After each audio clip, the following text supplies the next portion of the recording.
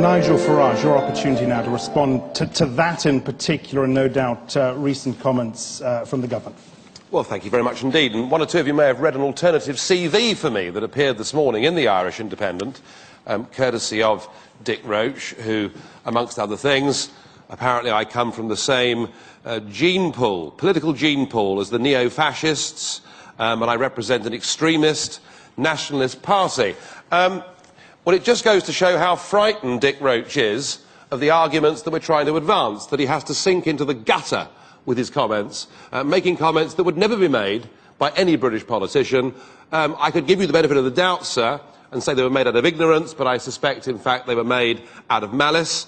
I'll make it absolutely clear that I represent a completely non-racist, non-sectarian, libertarian party. Yes, we believe in free markets. Yes, we believe in independence. But we've never had any association with those people, and we jolly well never would.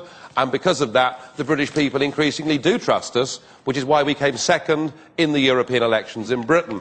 But of course, he was intending to divert me, and he has, because I've wasted a minute of my speech on him, which I didn't really want to do.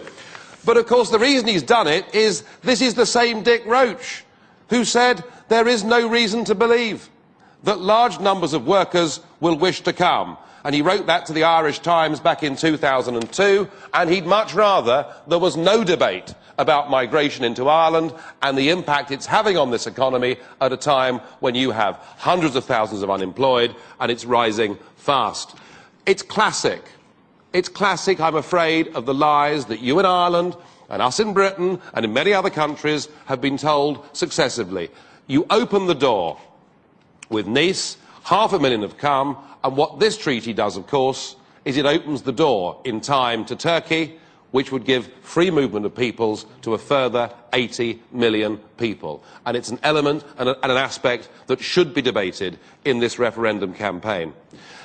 And I would also like to correct other members of the press that say that UKIP, this ghastly UKIP, are piling money. I mean, you'd think we're the richest party on earth, that we're piling money into this referendum campaign to help the no side. UKIP isn't involved in this. UKIP won't put a penny piece into this Irish referendum campaign. I am here to represent a group in the European Parliament, the Europe of Freedom and Democracy, representing 33 MEPs, and we're trying to do something here because we want to redress the balance. Because it seems to us we're not really having a fair democratic campaign. You know, the Broadcasting Commission here have thrown out of the window the idea that both sides should get equal time. You've got millions coming in from the European Commission. You've got hundreds of politicians from across Europe campaigning for a yes, and somehow I'm accused of interfering. The real debate here is about democracy and it's about power. And this treaty gives unlimited potential power to the European Union without there ever having to be more intergovernmental conferences, without there having to be any more referendums in the future. This, frankly, is an affront to the peoples of Ireland that you should be asked again. And Dick Roche, again, it's a subject he's been very hot on over the years, haven't you, Minister? To attempt to rerun a referendum as a means of reversing the democratic decision taken by the people would rightly be regarded as an affront. You remember that, Minister, I'm sure. The French said no, they were ignored. The Dutch said no, they were ignored. The Irish have said no, and they're being bullied into voting again. If you vote no, it will cause a referendum in Britain, and it will bring the European project to a halt, and perhaps give all of us an opportunity to consider how far this project has gone and where we want it to go. It would be a fine democratic thing for the peoples of Europe to have an opportunity to stop and debate their future. So there is a very heavy burden on Ireland. Nothing awful will happen to you if you vote no. You know, the sun will still come up in the morning. Everything will be fine. Take this opportunity. Don't trust your politicians. Give the peoples of Europe a full debate.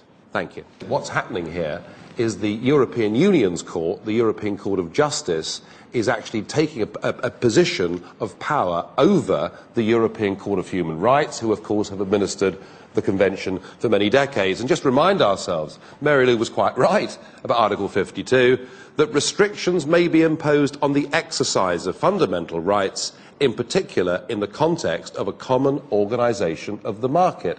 What that means is that any one of the first 51 fundamental rights that we're given in this treaty can be altered, changed or taken away by a political court in Luxembourg, and there is nothing that any government or any court in any member state country can do to change that. So, I mean, without Article 52, you may well have an argument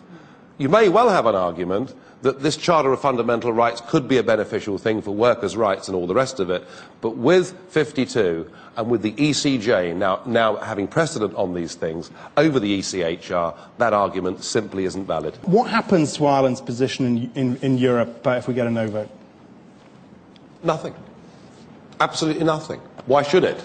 I mean, if Ireland votes no, it is virtually certain that the Czechs will not ratify the treaty, and it is certain that the British will get a referendum, which I would have thought, well, it's difficult to see 65, perhaps 65, 66% of Brits saying no. What happens is the whole European project is stopped in its tracks. It judders to a halt momentarily, and I'm arguing that that would be a good thing. We've been pushing on at breakneck speed.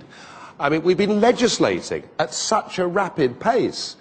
It was estimated recently that in Germany, over the last decade, 84% of laws that have been made in Germany over that decade had been laws that had been made by European Union institutions and not by their own parliament. So I think that the Irish voting no would give all of us a chance to have a think, to have a say, to have a debate, and would be a very, very good thing. Well, Nigel, does Ireland need to worry about foreign investor perception if it votes no? I think it does. But this whole area of the economy and economic control, I thought Dick Roach's comment was interesting that, you know, many years ago you had to look to London, and you seem to be happy to swap subservience to the British for subservience to the European bank in Frankfurt. I don't see necessarily why that's a benefit. I also wonder, this whole debate about the economic storm. On the question of foreign direct investment, I used to come to Dublin a lot back in the 1990s when I had a real job and worked in the private sector, which is, I know, a very strange concept in politics these days. Nearly everybody's spent their whole life in the public sector. But I used to come here, and a lot of my friends relocated to Dublin and came to Dublin, and the big advantage of coming here then is still the big advantage of coming here now, and it is, of course, that you've got a highly competitive corporate tax base, and there have already been discussions and proposals in the European Commission to start to harmonise corporate taxes. This treaty takes us closer to harmonise corporate taxes, which is the thing that would destroy FDI into Ireland. David, let's just have talking about democracy, David. I mean, it would be democratic to respect the fact that the French, the Dutch and the Irish voted no. What kind of democracy is it that says you voted this way, you've got it wrong, you've got to do it again? I don't call that democracy. That it is absolutely imperative that we vote yes. Okay, so I think we need I want to give that. Nigel Farage a quick opportunity to respond. And by the way, if people could keep their questions brief, we haven't got that long. Well, I assume that you're a Monet professor, are you? Pardon? I assume that you're a Monet professor, are you? I carry that. Oh, wonderful. So here you are, talking about honesty and frankness. Wouldn't it have been rather better if before your question you declared an interest in this and explained to these people that you are one of the many academics throughout the universities of the European Union who is effectively paid to indoctrinate people with a certain line of thinking that we have to adopt a European... I mean, come on, you talked about let's have a bit of honesty. It's a classic symptom of where this European Union has gone wrong, that the attempt to indoctrinate children at university is... I was right, though, wasn't I? Some quick points about these renegotiations, these guarantees. They're not guarantees at all. They're clarifications. And the Minister said you'd achieved some significant changes. This treaty has not changed at all. There is no legal basis for these guarantees whatsoever. They're not worth the paper they're written on. If they were, then the treaty would have changed and the other member states would have to re-ratify. That in all parliaments where this has been carried, it has been carried handsomely. and in most cases by vast majorities. All right. And that's the fact. Thank you, Minister. Professional career politicians, 6,000 of them, millions of people vote no in referendums, and they're completely ignored. This battle really is one between the peoples of Europe and its career political class. Right. You want Lisbon because it's good for you. My name is Enda Sherlock. I'm a business person, and I'd like to very much welcome Nigel Farage here today. He represents a brand of economic politics which many people in this country absolutely, completely believe in. Every small corner shop, every small farmer, every person involved in business at any level, those people are monuments, absolute monuments to that mentality.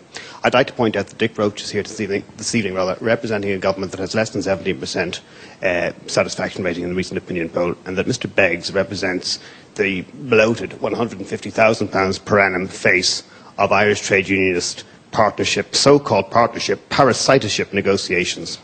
I'd like first of all call on Dick Roche to retract the disgusting comments that he made in today's newspaper about Nigel Farage. It would be the same thing as me saying that Dick Roche was coming from the same gene pool as the real IRA, arguably.